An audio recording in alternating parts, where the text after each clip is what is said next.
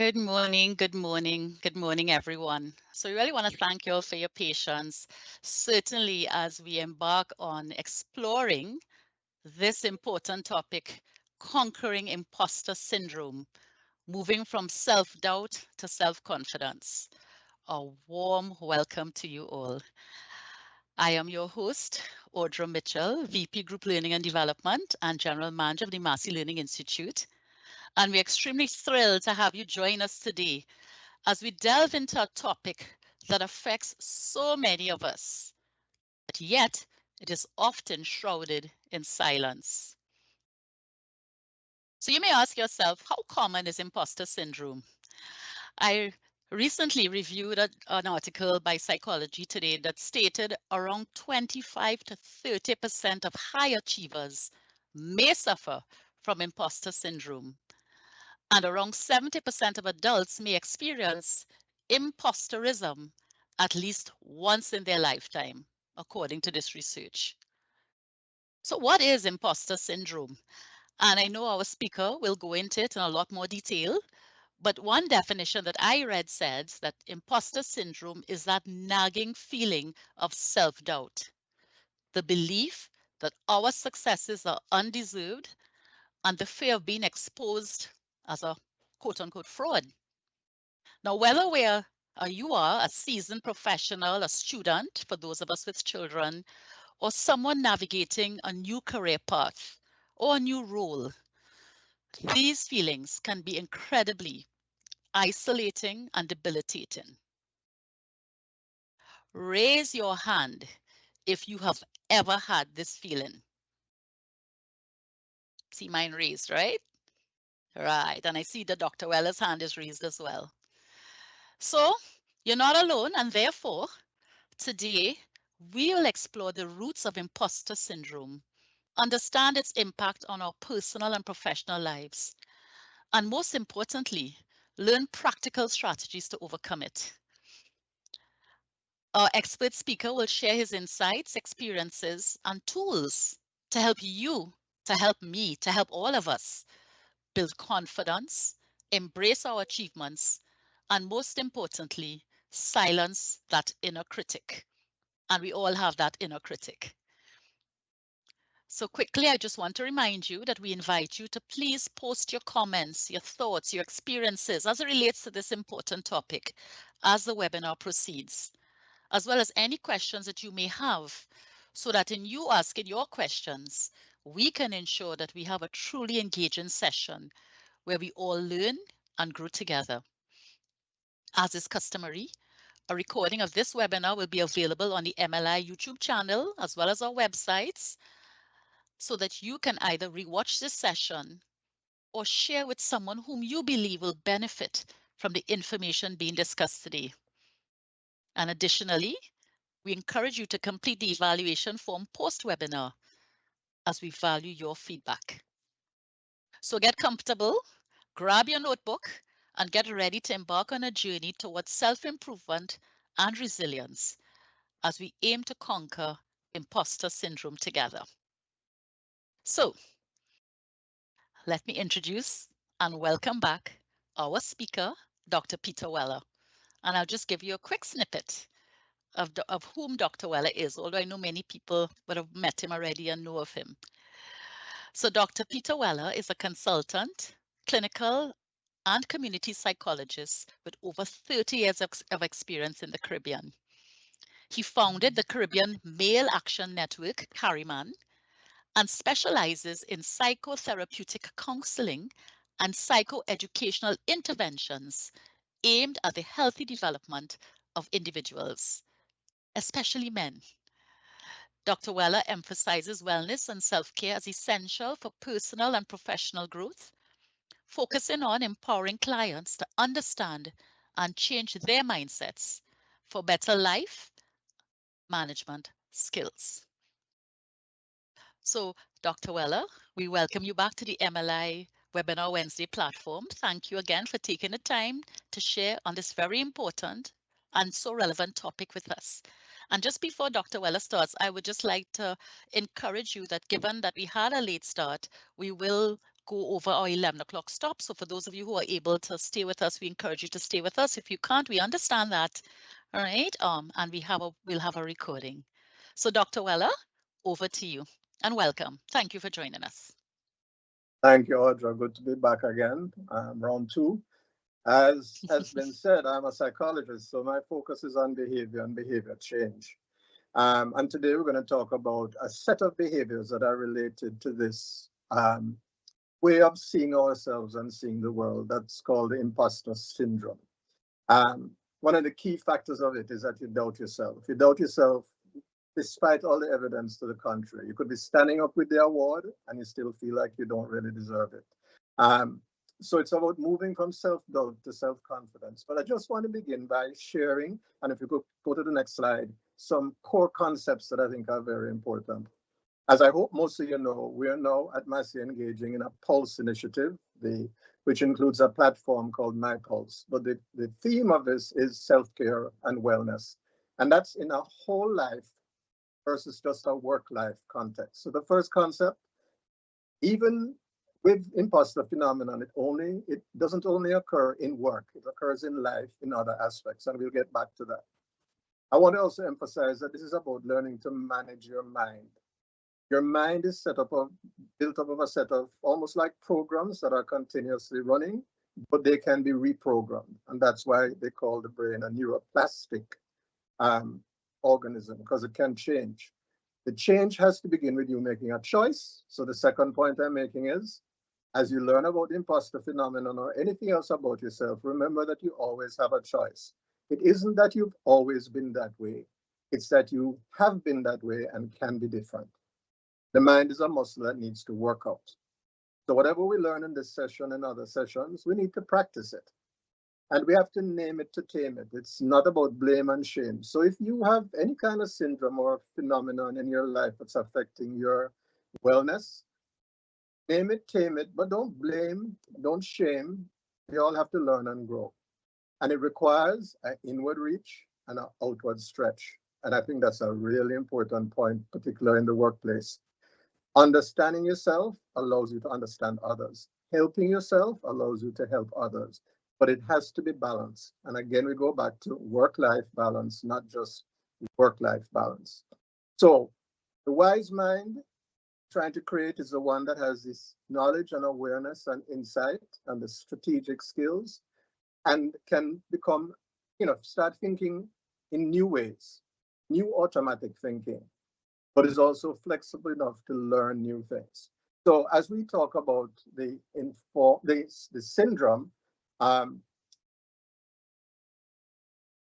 if you feel like an imposter sometimes, you need to understand why that is and figure out what to do about it. And that's where KAISO comes in. Knowledge, awareness, insight, and then strategies and skills and opportunities to practice. And I just want to emphasize that. A lot of times people come and want to learn a strategy and a skill to do something. But if they don't understand the concept, the context of themselves, if they don't know about themselves, if they're not aware of what triggers them, what feelings they have, if they're not aware and have insight about why they get triggered and these feelings of being an imposter come up in some places and not others, then they won't be able to use the skills. You won't be able to use the skills. So it's really important that you keep this KAISO concept in mind. And today, I'll be sharing some knowledge. I'll be helping you increase, hopefully, your awareness and perhaps some insights for yourselves. And then we're going to be talking about some of the strategies and skills that you can practice, you can operationalize. So that's your KAISO right there. Kind of going fast, folks, but you're going to have the video to look at again and reference. But we want you to understand that in any choice of changing behavior, behavior is not just what we do, it's also how we feel and what we think.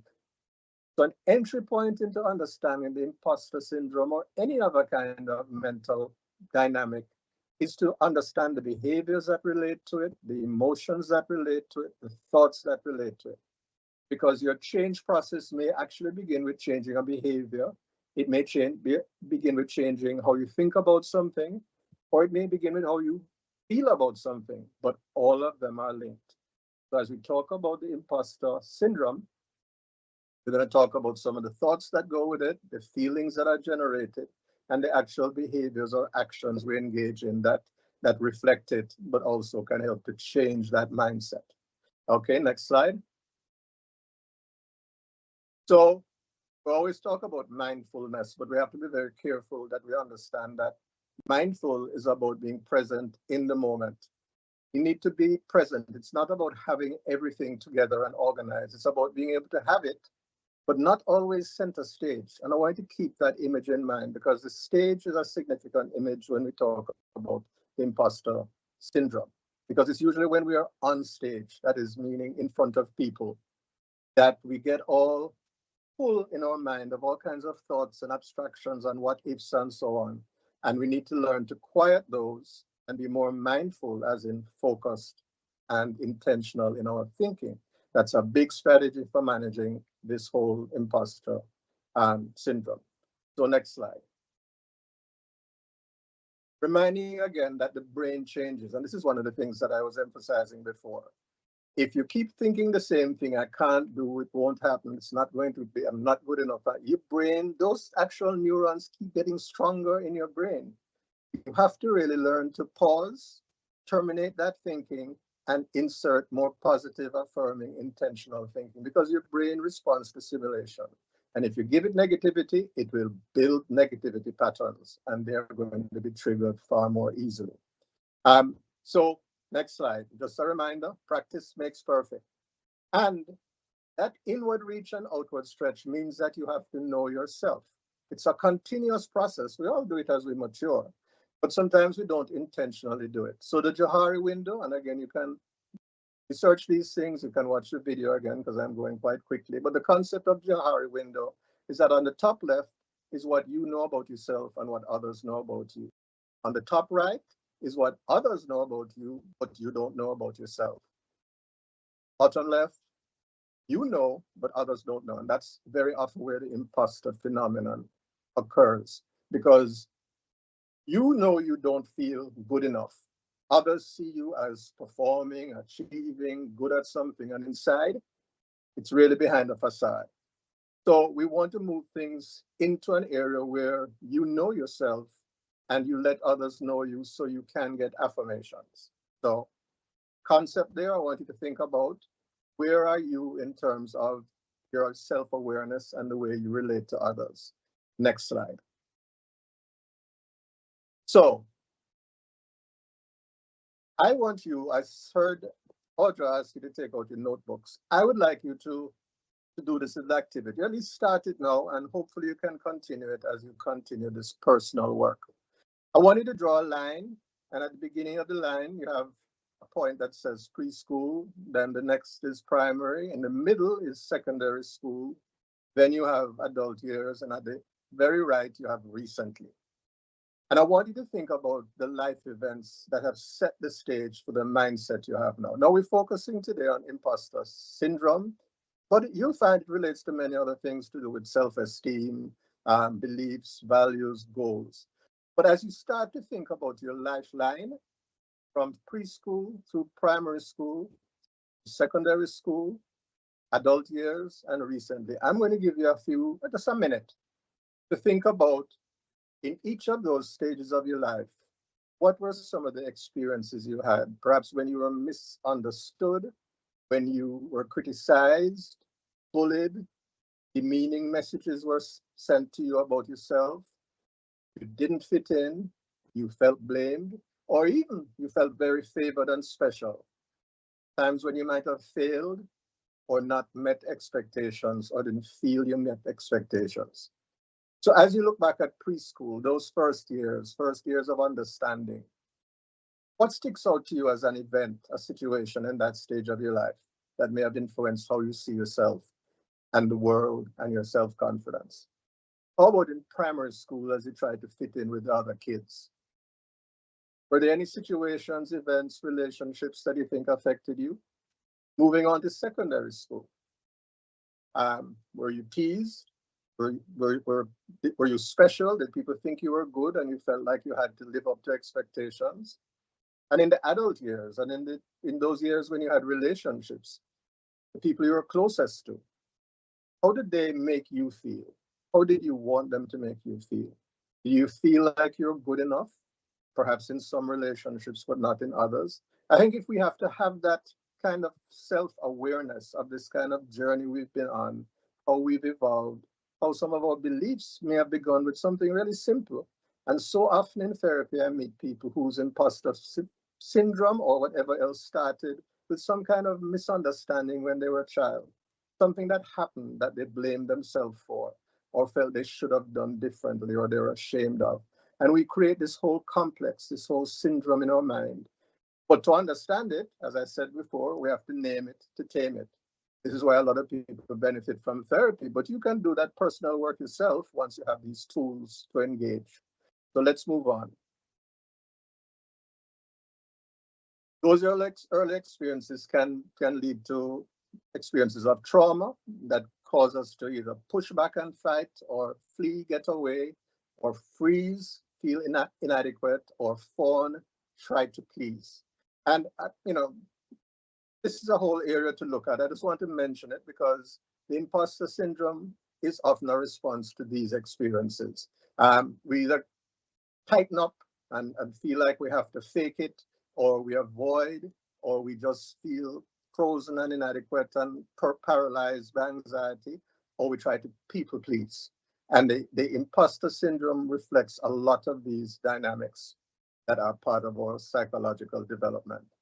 So as you look at yourself and try to decide about where, because, as Audra said, maybe 20, 30% of high achievers have imposter syndrome, but about 70 to 80% of everybody experiences some kind of imposter, feeling like a fraud in some aspect of their life at some point, and it can have quite negative effects, as I'm sure we all can realize. So the next slide. So it's characterized by persistent self-doubt, feelings of inadequacy, and a fear of being exposed as a fraud. So you hide behind this facade, this mask. Despite all the evidence of competence and success, you don't feel that you're good enough. But the imposter syndrome is not just about self-esteem. It's about feeling like you're going to get caught. It's feeling like you are at risk, you are vulnerable, and so you always have to be on guard and defensive. All right, next slide. Imposter syndrome, that phenomenon, is that feeling of being a fraud. It's related to low self-esteem, but unlike the imposter syndrome, low self-esteem usually doesn't make you feel like a fraud. You just don't feel good enough. And there's a difference between not feeling good enough and feeling like you're a fake, you're a fraud, you may get caught, you may get shamed, you may get blamed. A whole series of thoughts cascading automatically because of this imposter syndrome. So somebody with an imposter syndrome will have low self-esteem, but somebody with low self-esteem doesn't necessarily have an imposter syndrome, if you follow what I'm saying. One doesn't lead to another necessarily. A lot of it has to do with your life experiences. So let's go to the next slide. Which of these may be contributing to your imposter syndrome? So as you look at your lifeline that you did, and I hope you did do it, just a line on the page and points on the line to kind of begin to think. What are some of the factors you think that might have affected how you see yourself? Starting with your self-esteem, and then if you experience imposter syndrome, then fueling that. Were there family dynamics? Were you the bright one, the special one, people had expectations of and you didn't feel good enough? Or were you criticized and you didn't feel that you could do anything? Your experience lacked praise in the family? Were you compared to a sibling, to a cousin, to somebody else that then set the stage for you feeling like you have to prove yourself or you're not good enough? Where did that lead in your thinking? And then there's a social context, the gender stereotypes. As a woman, you're supposed to, you shouldn't, you can't. As a man, you have to, you must, you shouldn't. Cultural, religious beliefs teach us about how we are supposed to be. And then we feel like we have to live up to these expectations. And maybe on the surface, we feel we are, but we're afraid that we're really not perfect. Everybody has sin. Everybody has dysfunctions. And it leads to this feeling of being a fraud. And then you develop the personality traits. So, if you feel like you always have to be good enough and you're not sure if you're good enough, then you can end up being very perfectionistic. Everything has to be just right. Of course, it never can be perfect. So you're always feeling anxious and inadequate. And because you don't have a good self concept and you don't feel like you are real, you're more faking it, then you tend to blame things outside. When bad things happen, it's your fault. When good things happen, it's luck, it's God, it's something else, but it's never you because you're always seeking that approval. You're always seeking ways to be good enough. And we each do it in different ways. All right. We all have our own patterns. Looking back on our family, where we came from, thinking about our socialization and our peer group, etc. And then looking at how all those internalize and become personality traits as we learn to cope with these feelings of being a fraud. Next slide. Those inner wounds. And this is just a slide. You can look back in the presentation at it. I'm talking about the childhood experiences. Abandonment, trust, neglect, guilt.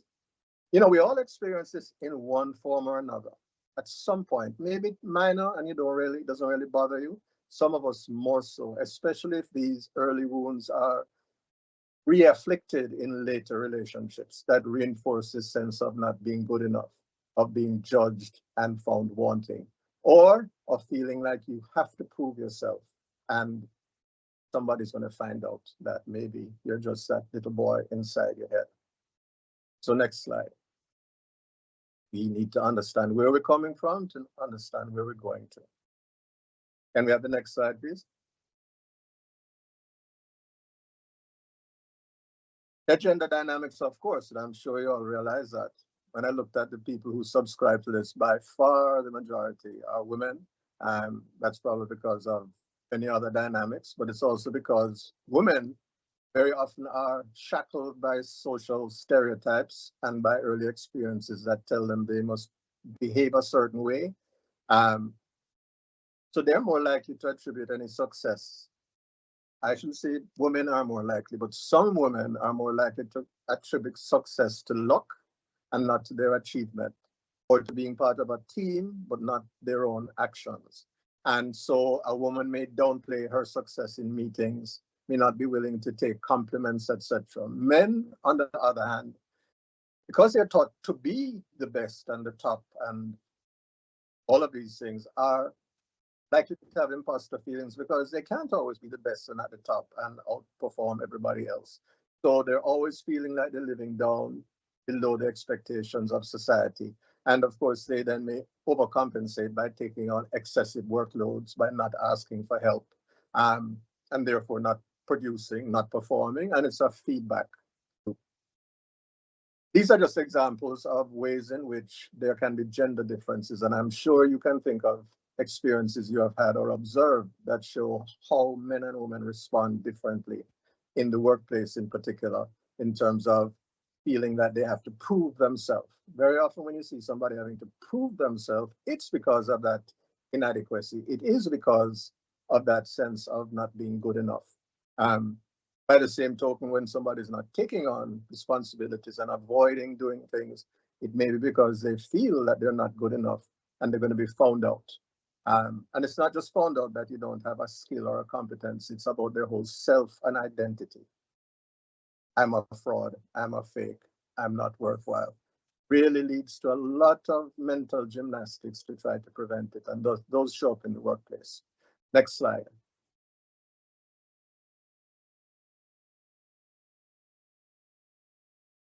So what triggers the imposter syndrome? And I'm sure, if we had more time, we could really engage in this and brainstorm. But I hope folks are making comments in the chat, sharing whatever you can share or asking questions so we can address some of these issues in more depth.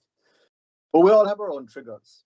So being outside your comfort zone, having to do something that you're not accustomed to in a place or with people you're not accustomed to, can trigger that anxiety related to the imposter syndrome because you don't have your familiar supports around.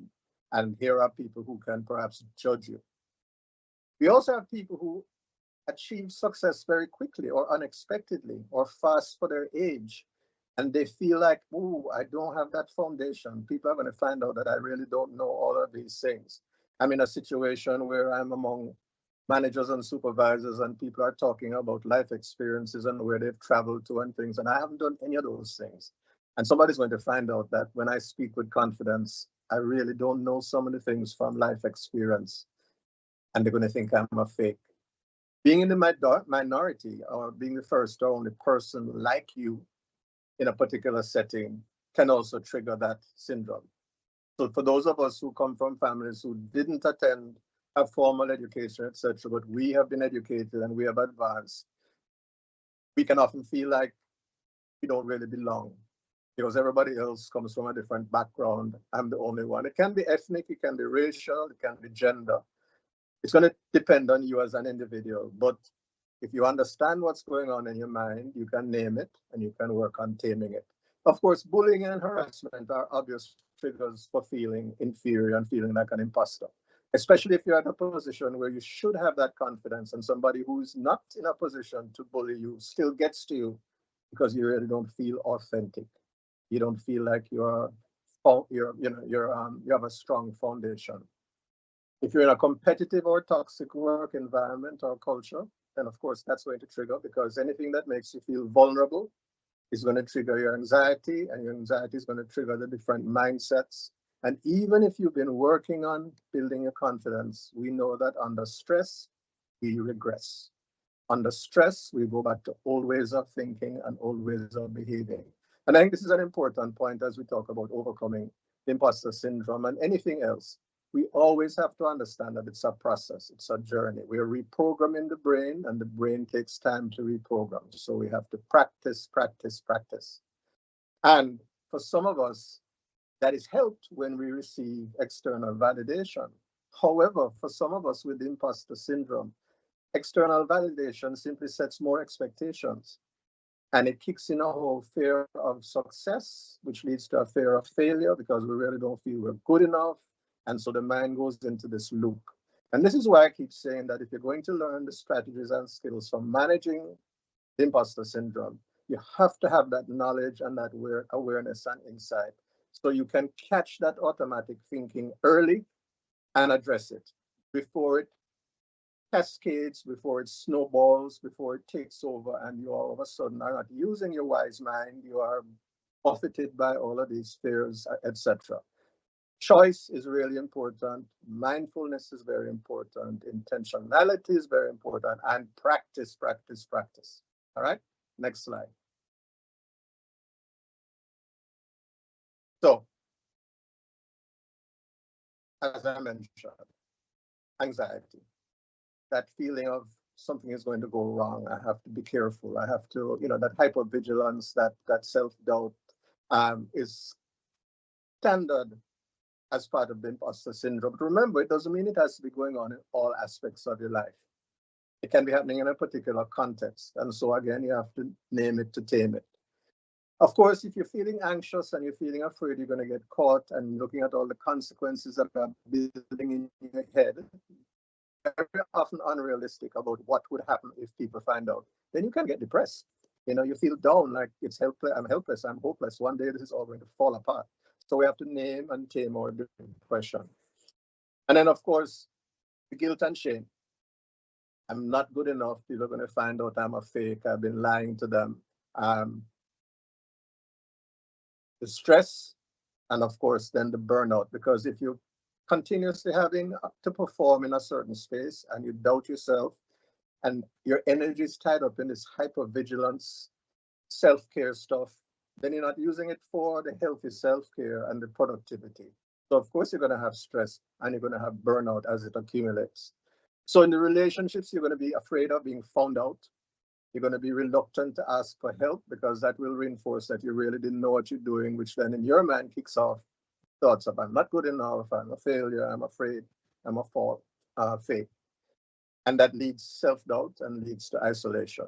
So there are really some significant patterns, and it's for each of us to understand if, how, when, where, and why these processes uniquely occur in our lives. And again, a good starting point is to go back to the lifeline, look at what impact these things had on you, how you feel about yourself, feedback you've gotten from others, because that inward reach has to include the outward stretch to get feedback from other people as well, to get that Johari window in balance so you know as much as you can about yourself. Next slide. So we talked about Kaiso, and I'm reinforcing it here. The more you understand what's happening, knowledge, the more you're in touch with what is affecting you and how it's affecting you, that's awareness. The more you appreciate why these things affect you, the better you can use those skills and strategies when the opportunity arises for you to practice. All right? I'm reinforcing it over and over. Get the facts, get the information, look at yourself, read, research, etc. Practice mindful self-awareness. What's going on with you? What's being triggered? As you participate in this webinar, what's going on? How are you feeling? Has your mind gone off on a tangent, remembering something that happened in your early years or remembering something a coworker said to you? How do you manage that? Why are you going off on this tangent? What's being triggered from in your mind, from in your past, that is making you think or feel a certain way in this webinar? And as we go through the webinar, what are you learning that you can try to practice when you get the opportunity? That Kaiso lens is really important in a lot of what we're doing. And just to say as a sidebar, if you're designing an intervention for staff, co-workers, your community, your church group, whatever, remember, if you're going to change their behavior, if you want them to comply, then you have to address their knowledge, their awareness, their insight, as well as give them the skills and strategies and opportunity to practice. Too often we try to change ourselves and others by just getting information. Knowledge alone does not change behavior. You have to address attitudes and awareness and beliefs if you're going to get behavior change, whether in other people or yourself. All right, so we're jumping ahead now to the next slide. If you use that Kaiso mindset of knowledge, awareness, insight, strategies, skills, and opportunities, what's the implication for your imposter syndrome? Get your facts. Pay attention to how you're feeling and what's triggering you. Connect the dots with where is it coming from. Have a plan for how you're going to cope with it, and build your skill toolkit. And this can be true for imposter syndrome issues, self-confidence issues, which, as I said, are a little different, anger issues. All the issues in your life can be addressed more effectively if you take this Kaiso approach to it. And remember that it takes practice to continue. So let's jump a little further. Next slide. What are the techniques that you use when you have imposter syndrome? I'm just going to highlight some now and talk about them a bit before we close off. Cognitive behavioral, if you remember that triangle that had the thoughts, the feelings, and the behavior, that is the frame of reference for what is considered the cognitive behavioral concept. It's about understanding what your thoughts lead you to do and how they make you feel and how your feelings make you act and make you think, and it's all around that circle. What we want to try and do is change those automatic patterns, all right? Now, I really want to emphasize this particular strategy. We all talk about affirmations. Oh, I did my affirmations. You know, affirmations are so important. I have my Bible verse, my imam taught me this, whatever, whatever. Here is the psychological challenge here. If I feel that I am not good looking, and I affirm myself and say, yes, I'm made in God's image, you know, women like me, etc., etc. So I'm not bad looking. I must be good looking for these reasons. It's not addressing why I feel that I'm not good looking. That affirmation is like a little lotion you put on dry skin. It's not preventing your skin from drying out. It's just lotioning your skin. What is the difference? You need to have an affirmation that says, I know I feel I am not good looking, but that is because X, Y happened in the past. And that was when I was 10 and I was skinny and I had acne and I know I don't look like that. So my affirmation is, yes, I may not have looked good then, but I'm a different person now. Or something similar. Your affirmation has to go to the root cause or contributing factor to the belief that you're trying to counter. I hope everybody follows me on that one. So you need to expand your affirmations in your toolkit, because when you have affirmations that challenge unhealthy core beliefs or perceptions, you are more likely to break that cycle because you're holding evidence to the contrary. And this could not be more important than with the imposter syndrome, because in the imposter syndrome, you are not listening to what people are telling you positive about yourself. You're only listening to your own negative self-talk. So no matter how well you do, you're not going to believe them until you start believing yourself. So challenging negative self-talk is critical, and it must be targeted and it must be intentional, not just superficial lotioning to soothe the skin. You also have to practice self-compassion. Nobody's perfect, and if you keep trying to be as good as you should be and perfect, then you're always going to fail. So practice self-kindness, manage your expectations of yourself, but also realize that in real life we always fail. So learn to fail forward. Reframe failures and negative experiences as growth opportunities. And again, that has to become intentional. It has to become part of your wise mind. And when I keep saying the wise mind is something that exists where you know what you should do and you're able to put that center stage. If your mind is full of all kinds of stuff, there's no space for the wise mind to operate. So being mindful is about clearing that stage and then allowing the wise mind to operate and help you make the right choices.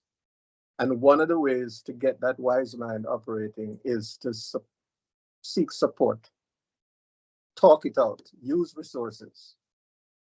It's amazing when you put things into words, the difference it makes when you hear yourself and you realize, oh, that doesn't make any sense. Why would I say that? How could I think that? And somebody's able to say, yeah, you're right. That really doesn't make sense because here is evidence to the contrary. That may be your pastor, your imam, it might be your friend, your family, it might be your counselor, you might be your HR officer, but preferably it's your EAP provider or one of the online services that are offered. Talk it out is an important way, and it doesn't have to be heavy therapy. It can just be, listen, this is what happens to me all the time. I try to understand it. What do you think? Or I think it's because of this. Can you relate? Can be a light enough conversation, but every little bit helps. So some very core techniques and ways of looking at how to manage when you have that insecurity, when you have that imposter syndrome, to break the cycles that lead you to behave in ways that really are non-productive and sometimes are destructive, because some of the coping strategies we have can be very negative and unhealthy. Next slide. So in the workplace, clearly, you're going to have decreased productivity and job performance because people are not operating at their optimum. They're avoiding. Everything is a security operation to prevent anybody finding out that I'm really not that good. It can mean you're reluctant to ask for help, which of course means that you're not learning, you're not growing, and perhaps you're not sharing information you have that's important to the team, because if you mention it, then people are going to think something about you. And that has a very negative impact on team dynamics and collaboration. So the mindset you want is to focus on progress and growth. Like, how are you now than you were, rather than how less good are you than you want to be. Everybody follow me on that. You're looking at yourself as on a journey, being made. Not that you are trying to be something and you have a reached yet, or you're not. Key mindset. Celebrating successes and acknowledging achievements is important, and that's where team work and the corporate entity is really important when it affirms and acknowledges the success of staff. Of course, seeking feedback and clarification on job expectations. Those are very important. Too often people with the imposter syndrome don't want to ask because they don't want to look like they don't know. They don't want to look like they don't want to do it. They don't want to find out there are things they should be doing because then that's more for them to feel it. To live with that vague, even that is producing structure and boundaries, because structure and boundaries mean they're going to have to behave a certain way and then do themselves. And that is a whole dynamic in ways in which the imposter syndrome plays out. Next slide. Automatic cars are easier to drive, but you sacrifice control. Automatic lives are much the same. And this is really just to reinforce what I've said. If we stay in our old mindset and patterns, they feel comfortable. Under stress, we regress. We do things we're accustomed to that are familiar, but we're not in control. We're not making changes. When you understand the significance of a standard gear shift car and the fact that you change gears at different points to meet the needs at that time, then you understand the importance of the neutral in a stick shift. That neutral is what you have to go into that makes you decide, am I going into first, second, third, park, reverse? But you have to allow yourself that space to pause and say, okay, what's going on now? When a car is driving and you're going uphill and you have to go into neutral and then go into a lower gear, or it's in life where you're feeling something because you're aware. You have insight about it because you've thought about it before, and you pause and say, okay, I understand what's happening.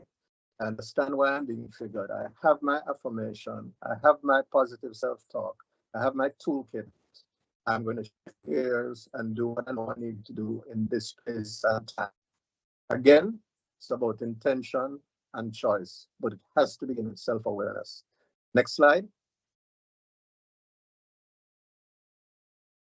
So you stop, you freeze in the moment, you interrupt that automatic thinking, you stay back and let go of the triggers, step back from that story in your head, that story and narrative about this is because of that, and remember when this happened, this is what this means, and so on.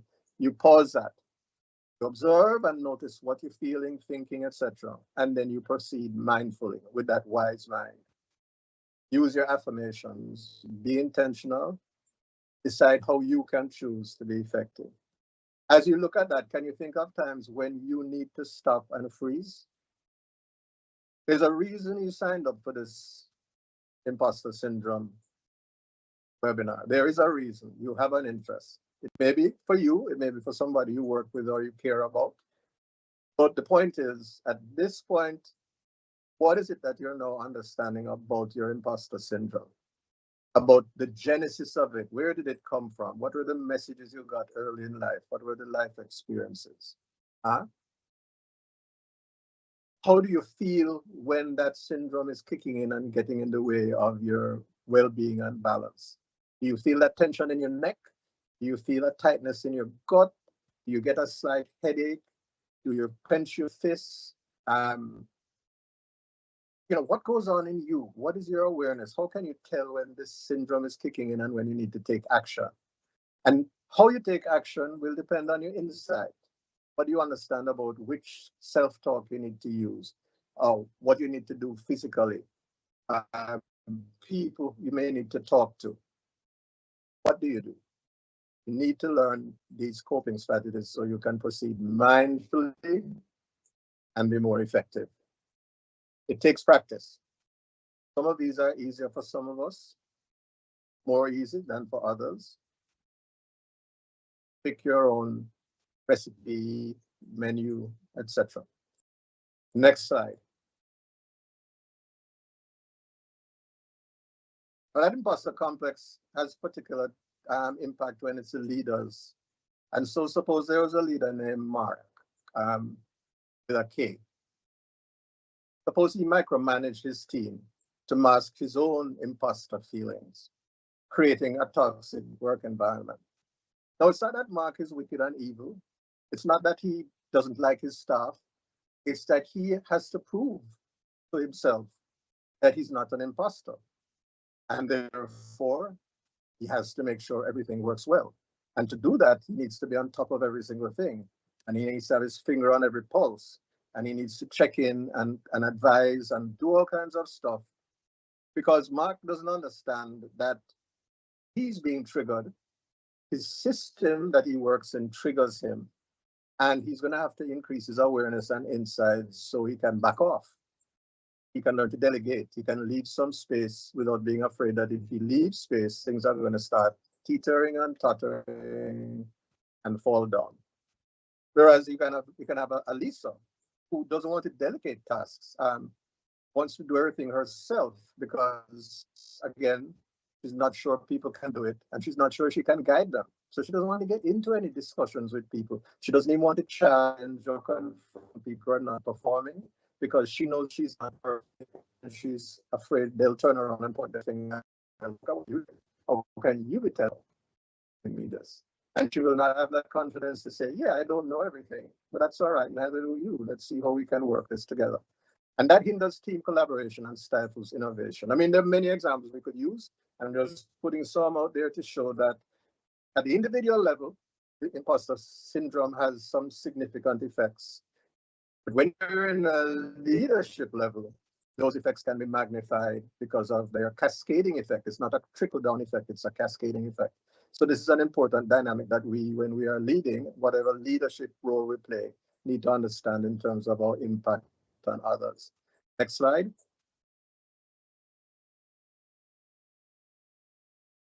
So, you know, if you are Sam and you're noticing a team member, Pat, has this kind of self-doubt and reluctance, then, you know, you need to offer specific praise and constructive feedback. So again, similar to the affirmation, you don't want us to say, you can do it, Pat. I know you can do it. You need to say, Pat, what's getting in the way of you doing it? Or you think or feel this? All right, well, you remember you did this already and it went well. You need to be more strategic in the support you offer. And Pat needs to learn to challenge his negative self or her negative self talk and reframe failures as growth opportunities, and also discuss. As I said, talking, putting it into words. You know, if 80% of people have experienced it, then you're not weird, you're normal, and others can share the lessons that they have learned from learning to cope with the imposter complex or syndrome. Next slide. Imposter syndrome, in summary, people pleasing. We want to make sure we're good enough so people don't see that we're a fake. We try to be perfect and get everything done so that people don't see we're a fake. We become paralyzed when we can't do what we think should be done because anxiety overwhelms us and we procrastinate. Oh boy, do we procrastinate because you're afraid of doing it, because when you do it, then it's done, then you can be judged. So it's a lot more comfortable being stressed and anxious with not doing it, because in your mind, you fear that when you do it, you can be judged. And when you're judged, you can be found wanting, and then you'll be known as a fake and a fraud. And it will just feedback that loop. So 3 C's of coping: clarify, get that information, choose, make those choices intentionally, and create new ways and new spaces of operating. Don't fall back into the old ruts. So a quick summary there of some of the things that I've said before. Next slide. So coping with the stress management. Again, you know, I'm repeating myself, but folks, I think we kind of have to reprogram the brain by seeing these things, and whichever image sticks in your mind, that's the one you hold to. Get the facts, accept the realities. You're not perfect, you're normal, everybody has this. Choose wisely, learn to be mindful and purposeful.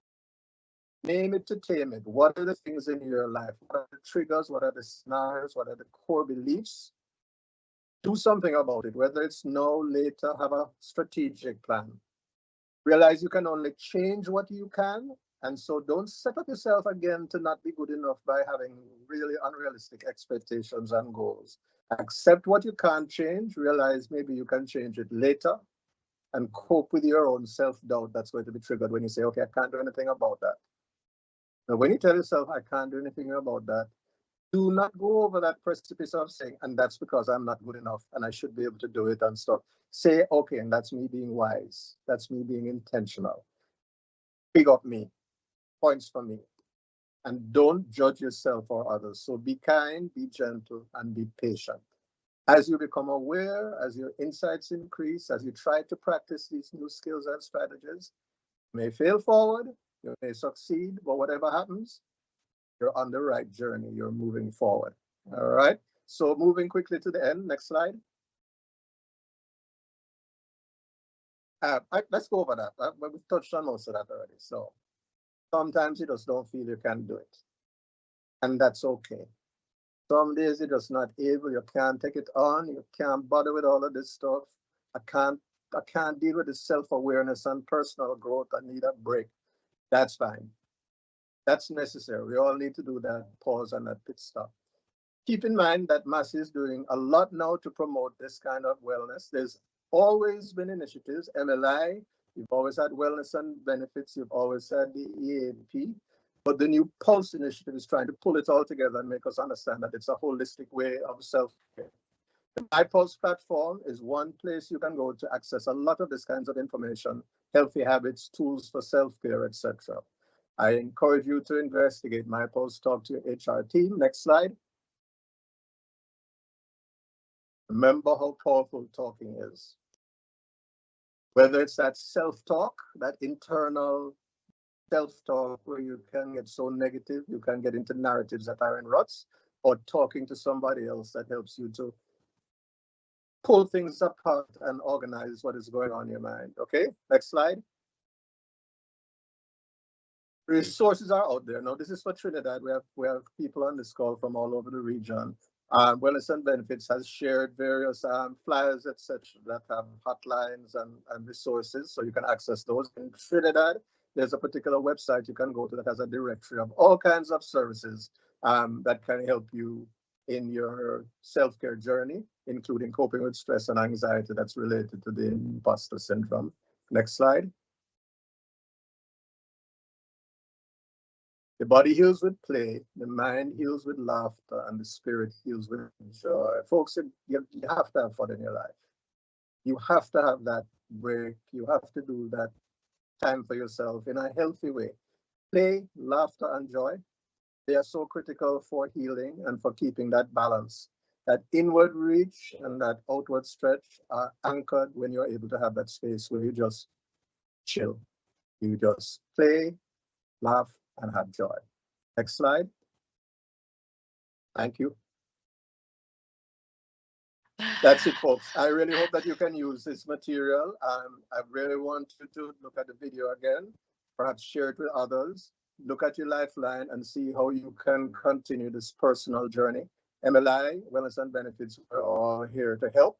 And I'm wishing you all the best. Back over to you, Audra. Wow, thank you, Dr. Weller, for so many powerful insights. Guys, remember the beginning, I said, grab a notebook. Well, I hope you're doing like me and we all were jotting down notes. I mean, yes, we'll have access to the recordings, but certainly until you get the recording, some notes and key takeaways. And Dr. Weller summarized them, but I remember there was at one point in time, I in addition to what he said, I wrote down, remember to practice self-kindness, manage expectations, reframe our experiences, and seek support.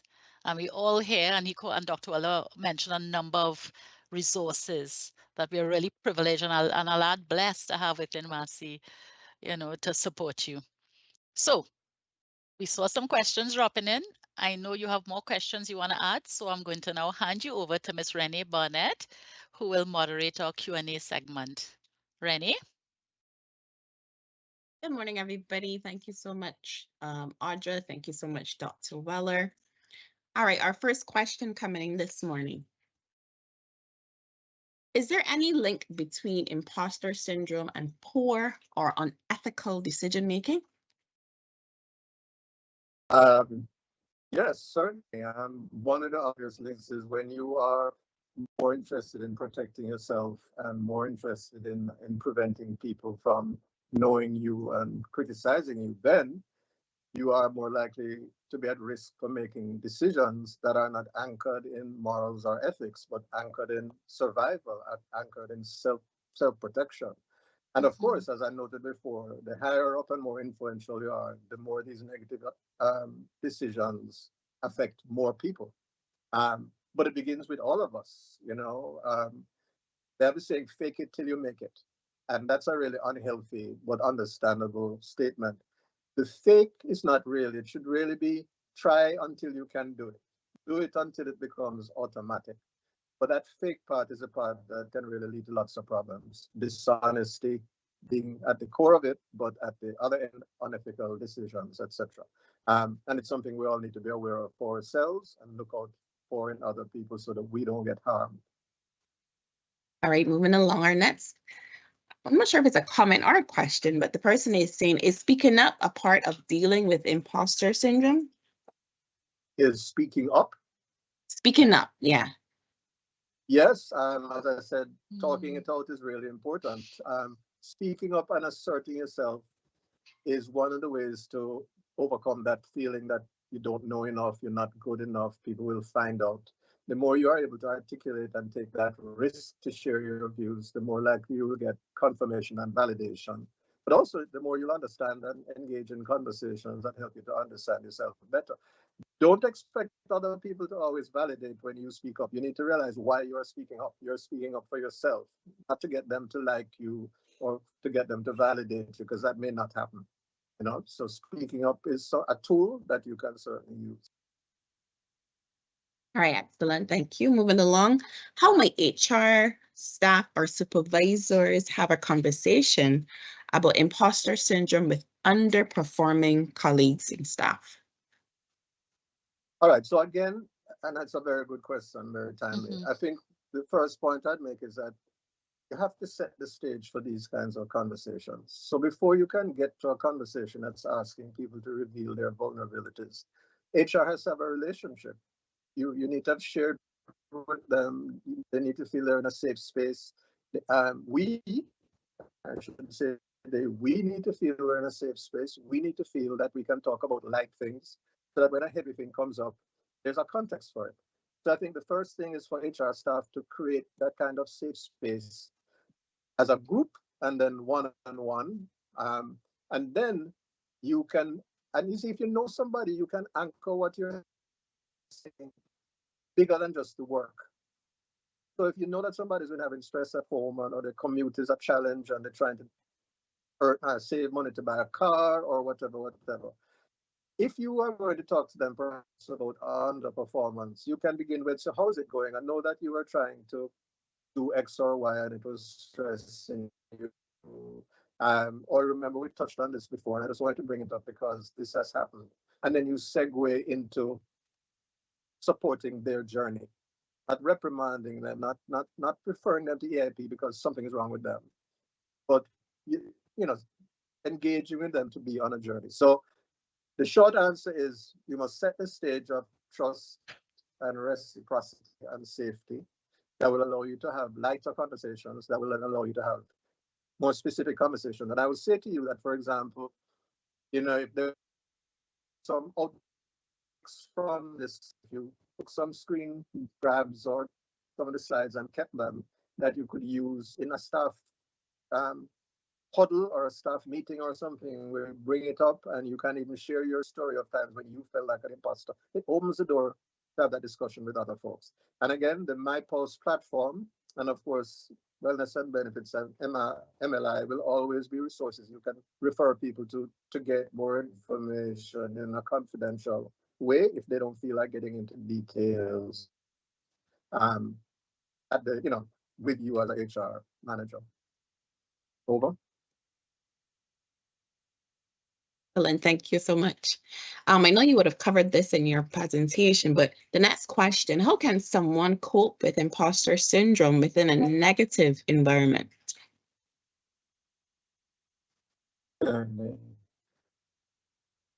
As well as take yourself and can't frequently can't always leave the family, we can't always leave the work, but we can put ourselves in a space where that negativity is not front and center. And I think that's why it's so important to have that balanced life where you have that other context, social, spiritual, physical, whatever other people you're with who are not giving you those negative, toxic vibes. That allows you space to refresh, but then you also need to identify spaces where you can get the actual help. And whether it's, talking to a friend, your pastor, your mom, your counselor, a hotline, because they have a lot of hotlines that do phone counseling that are confidential and anonymous. You need to take yourself into a space that allows you to become mindful, intentional, not mindful, overburdened. Um, and then, the tips that we've talked about, in particular, that self-talk, because that negative environment triggers us and we get into automatic thinking, and then that just cascades. So the more we can understand that healthy self-talk, that breaks those patterns. You can't change other people. You can change how you react to them and the choices you make. Over. Thank you. This next one is a very good question too as well. How do you deal with a leader who has these symptoms? Again, everything begins with choosing how you respond to them. So if somebody's imposter syndrome causes them to be toxic to other people, then you have to protect yourself from that by not making sure that his or her toxicity doesn't trigger your own insecurities, your own negative thinking, etc. So that's at the personal level. You have to cope with how it's triggering you and understand and separate from that. Use your wise mind. As an organization and system, that really is something that is more of a challenge. And it's really about then holding people accountable, and trying to provide constructive feedback. It may require going through HR for a more formal, well, not formal, but something that's more systemic. But HR can't do things to help people change if they don't know about the people's behavior that needs to change. So we kind of sometimes caught in a position. You don't want to be an informer, but if something is really having a toxic effect, then it needs to be discussed and space needs to be identified to do that. This one is a complex one, so I don't think there's any simple answer to that, because the personalities and scenarios will vary, and so the intervention required will vary. Okay, understood. Thank you so much. We have 2 comments here before our next question, so I'll just read them out for you. Imposter syndrome is so real with me. It's so hard to not have that constant self-doubt. And the next comment, I heard Audrey use the term high potentials in the beginning, and I'm sitting here doubting whether I'm even a high potential. Yeah, I'm doubting that too myself, and I'm 68. So I think I'm saying that, and it's not really to belittle the comment, it's to say that, reality is self-doubt. The question is, how does it affect? And this is why in organizations so important that this kind of knowledge, information sharing is provided, but then the opportunities to build awareness and insight and learn skills are critical. Mentoring is a very important part of this, because a mentoring relationship can help you really get a good sense of yourself and what your potential is.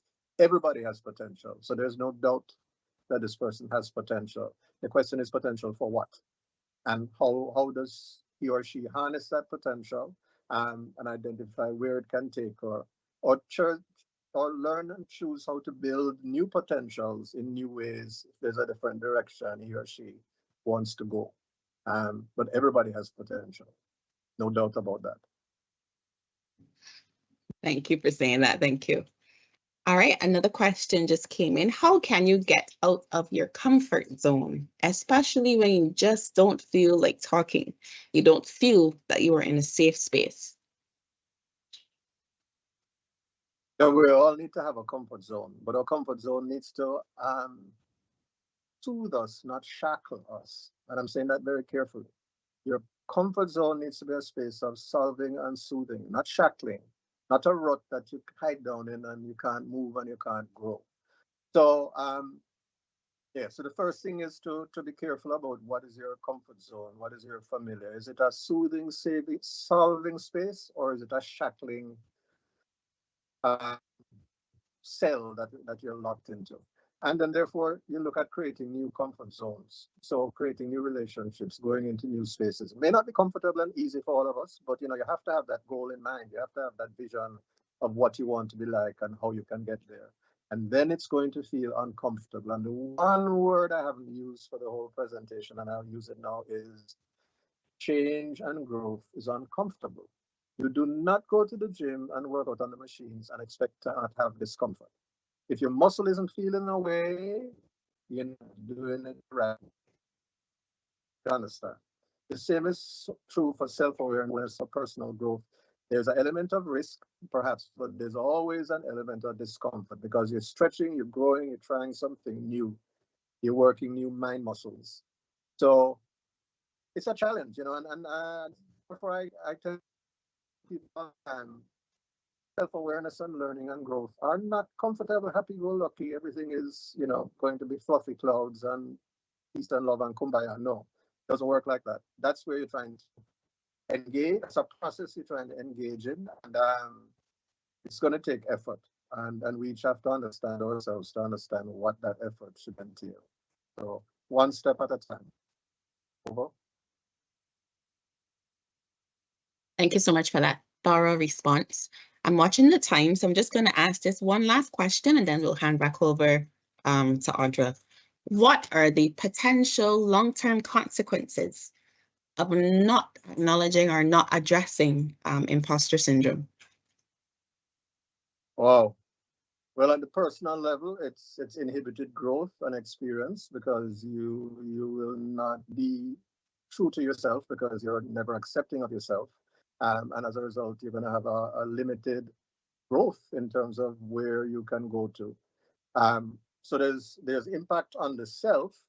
Um, Impact on others perhaps is even more significant because as a leader, as a manager, as a supervisor, whatever, your inhibitions and your limitations are going to affect any processes that you are leading. And that could be as a mom, as a dad, as a counselor in your church group, as a godfather, a mentor.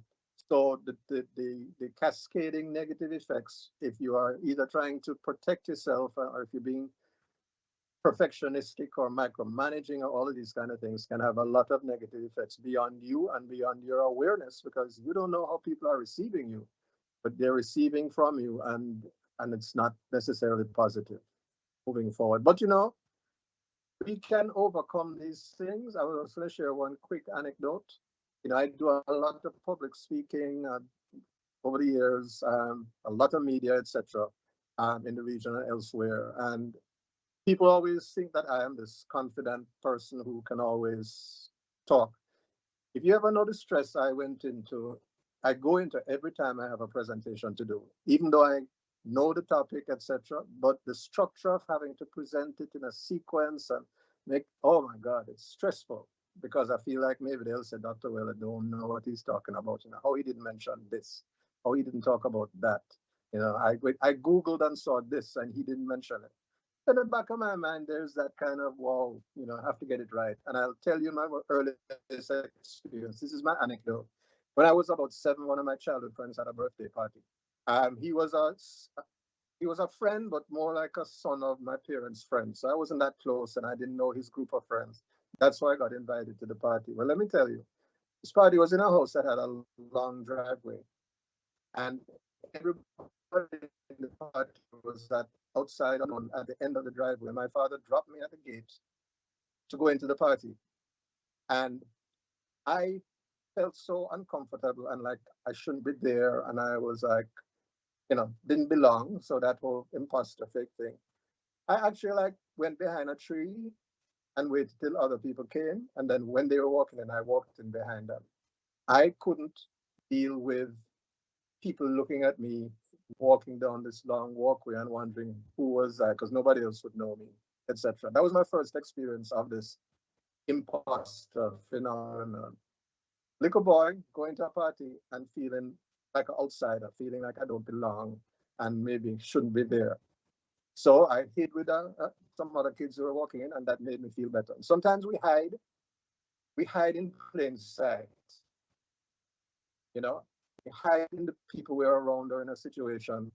We don't put ourselves forward because we don't feel that we are good enough. And really, that's so sad because all of us are good enough. Everybody's good enough if we would only just believe and act on it. But nature is such that it's a journey, it's a trip, and we have to keep doing the work. So I'm encouraging everyone to continue this personal work. As I said, use all the resources that Massey has, learn and grow, and wishing you all the best. Over. Great. Thank you so much, Dr. Waller. Over to you, Audra. Thank you so much, Rennie, as always, for doing a great job moderating our Q&A session. So, ladies and gents, the time has certainly flown, and we've had a wonderful discussion and an exploration of this topic around how do we conquer imposter syndrome. At this moment, again, I'd just like to thank you all for bearing with us with our little tech challenges at the beginning of the session. But I'm really glad that you stayed on and you were able to hear these insights and tips that will allow us each deal and navigate this challenge of conquering imposter syndrome. I would like to thank the MLI team, thank our tech team, thank Dr. Weller. Again, I'm sure Dr. Weller, that there could have been a part 2, a part 3, a part 4 to this, because it's such a relevant topic. We hope to your audience that what you've heard today has certainly equipped you in identifying for yourself, even as you did that exercise at the beginning that Dr. Weller asked you to do, to identify for yourself the symptoms and drivers of imposter syndrome and how it shows up for you, how it shows up for me, shows up for all of us. The manner in which it impacts the different genders and personality types, we explored that. The automatic triggers that can cause us to feel this way. And then certainly the strategies that were shared that will help us to identify and better manage the imposter complex syndrome in ourselves and others. So the next time, and Dr. Well, I'm going to take a little take from that slide with Kermit that's saying, nah, I ain't able. The next time we feeling, nah, I ain't able, which will happen in this journey. As Dr. Weller said, remember self-care, be gentle on yourself. Remember, this is a journey, and the tips that you've gotten today is meant to help you further along in this journey. But it's a journey, right? It's not a sprint, it's a journey. So as we wrap up, we encourage you to continue investing in your holistic development, investing in your personal empowerment through programs such as this, through the NACI Wellness and Benefits MyPulse platform, or EAP resources, just every resource that's available to you, right? I encourage you to read books and the many podcasts. Do everything that you can as you contribute and you own your own holistic development and this journey to wellness and just overall, yeah, wellness. I think that's the best way I could say it. I thought I was looking for another word. So we look forward to hosting you in one of our other workshops. We have many workshops, and in another one of our Level Up Webinar Wednesdays. Thank you for being here. It's certainly been a pleasure on behalf of all of us to host you. And remember to keep leveling up. Until the next time, we'll see you again soon. Take care.